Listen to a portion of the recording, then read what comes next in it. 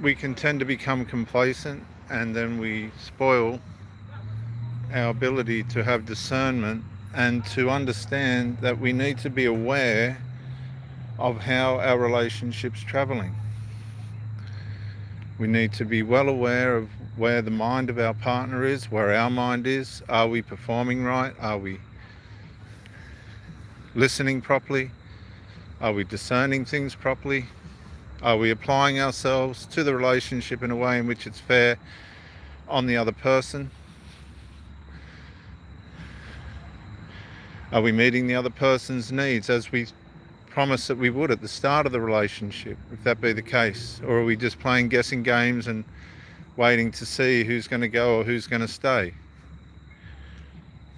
Are we saying things that we mean and following them up with actions? Or are we just saying what we think sounds good to keep a person where we want them?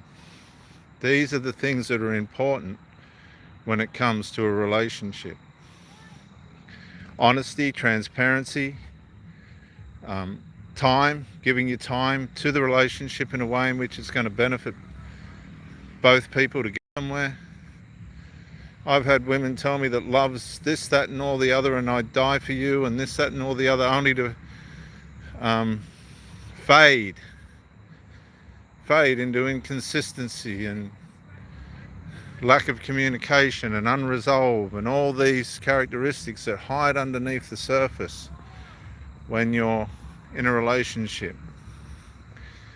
You can be producing the best part of yourself, the best version of yourself, and that's still not a guarantee.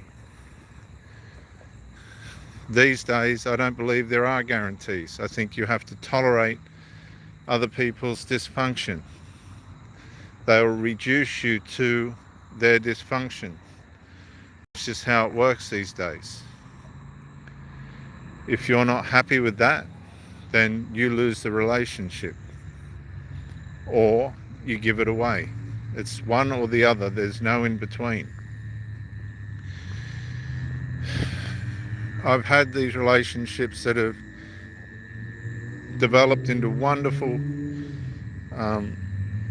potentially prosperous in every aspect and respect relationships, only to watch them demise into bizarre, uncommitted,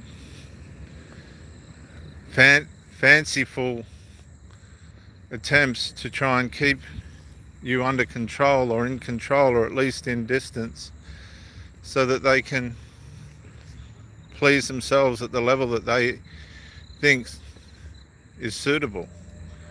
But for the most part, usually it's not. They degenerate, they demise. It could be as a result of issues, could be a result of personal things that they can't resolve. A relationship will make dysfunction surface. It will make dysfunction come to the surface. It just will. That's what it does. That's how it works. And if you haven't got the maturity to deal with those dysfunctions, then you're not going to have a relationship, or you're going to have a very unhappy one, a very superficial one. Some people just know how to dodge issues and remove things from the fray. Other people like to have things properly resolved. I think that's the way to go. I think that's the way that intimacy is sustained by, and that's one of the beautiful things about a relationship in its infancy. People will make the effort to find resolve. They will make the effort to make things right. They will make the effort to explain and express themselves. They'll do that. But sometimes the issues can go on and on. In my last relationship, the lady said to me, "I feel like you're badgering me." And my reply was, well, why don't we sort out what the issues are? This is the thing. Issues will produce unhappiness. Issues will produce sadness. And we need, on a daily basis, to have the character to be able to resolve these things, to keep each other close and to keep each other strong. There's nothing more soothing. There's nothing more healing. There is nothing more satisfying than an issue resolved. But on the same token, on the other hand, there's nothing more punishing. There's nothing more tormenting. There's nothing more difficult and harming than an issue unresolved. And this is where things break down. This is where things go to mush. Issues that can be resolved but are left not to be resolved. What you'll find is a lot of people are called narcissists at the end of a relationship, but it's only because they pushed for resolve and couldn't get it. They pushed for a resolve that they were never going to get. And as a cop-out, for most part, after all the fighting and arguing and the sadness and the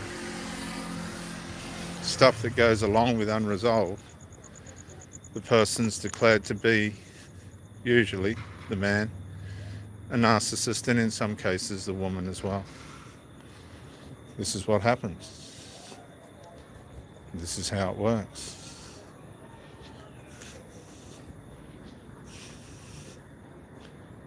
How are you? Hey, mate. And it's not uncommon and it's not unusual. But it doesn't have to be that way. It all comes down to character. It all comes down to resolving the issues. This is Dr. Jason W. Morrison, theologist, New South Wales, Australia. Bye for now.